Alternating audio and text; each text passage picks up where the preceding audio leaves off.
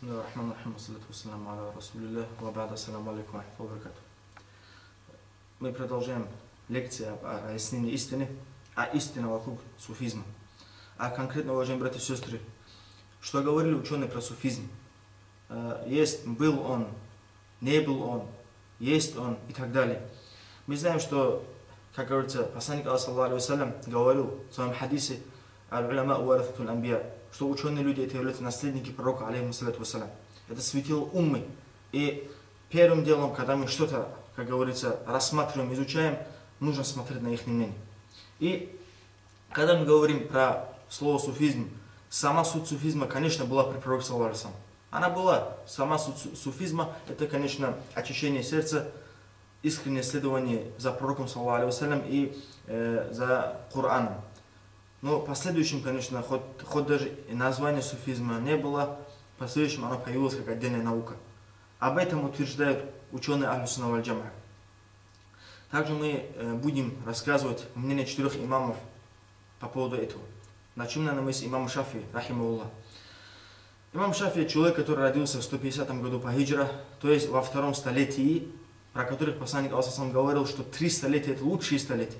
А имам Шафии родился во 2 столетии. Имам Шафии, рахимахуллах, был великим ученым, который знал около миллиона хадисов наизусть, доводами, иснадами, цепочками, все он это знал. 15 лет имам Шафии был муфтием Мекки. То есть это был не маленький человек и большой ученый. И мы сразу понимаем, имам Шафии и любой сегодняшний, как говорится, шейхуль-ислам и подобные им, это не сравнятся. Это целый имам. Имам и какой-то шейх. Имам говорит одно, какой-то шейх говорит другое. Мы из этого понимаем, имам Шафии, рахимахуллах, это личность весомая и горнила, гора знаний ума пророка, саллаллаху алейхи ва саллям. Посланник Аллаха говорил, алейхиссалату вассалям, в хадисе, что из курайшитов выйдет человек, который наполнит весь мир знаниями. И имам Субуки, рахимахуллах, говорит, что есть иджма, единогласие, что это имам Шафии, рахимахуллах. Теперь что же он говорит про суфизм?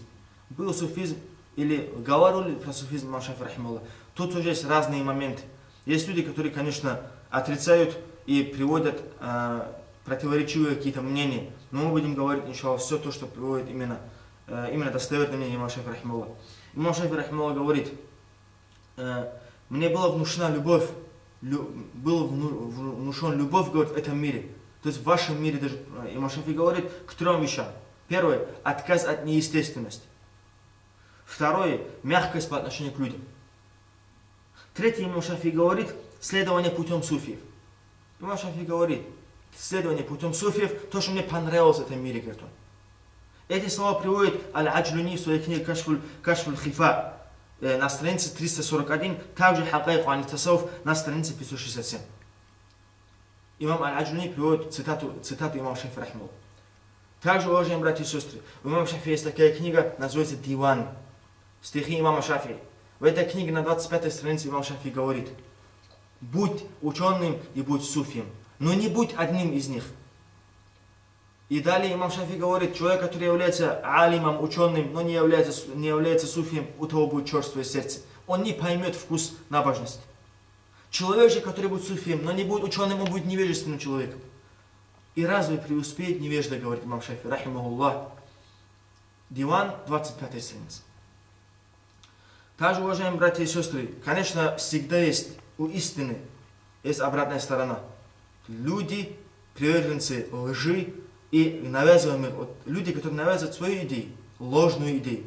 Эти имамы тоже, как говорится, не являются исключением, на которых и клеветали тоже. Говорили то, что они не говорили на них. Или же приводили их цитаты в то место, куда они не говорили. То есть не по месту, не по времени. То есть буквально лгали на них.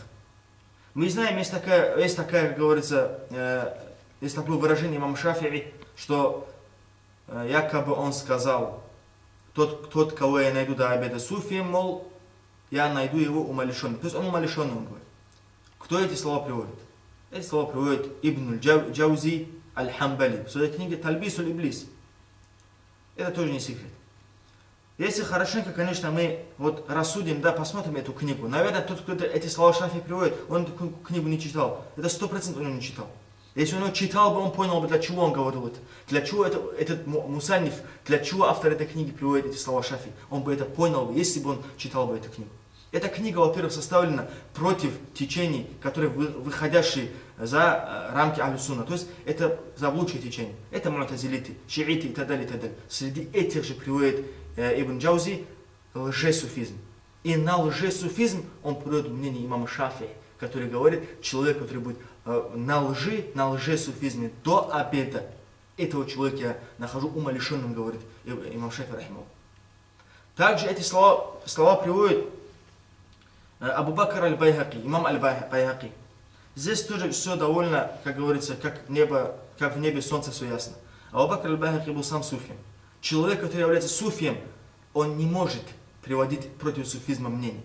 Это все равно, что человек, как говорится, плюет в тот колодец, из которого он пьет.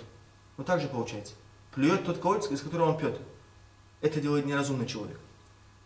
Аль-Байхаки рассказывает, что имам Шафи говорил, что до обеда кто будет суфием, он не является, как говорится, умным человеком, является умалишенным. И также Абу Бакр аль-Байхаки говорит, далее он говорит, я же говорю, аль-Байхаки говорит, я же говорю, то есть разъясняю имама Шафи слова, что он имел в виду про тех суфиев, которые называются суфиями. То есть лжесуфи. Так имел в виду, говорит имам Шафи, про него говорит аль-Байхаки. Также аль-Байхаки добавляя говорит, подобных суфиев аш-Шафии, вот этих лжесуфиев, также Шафии называл таким образом.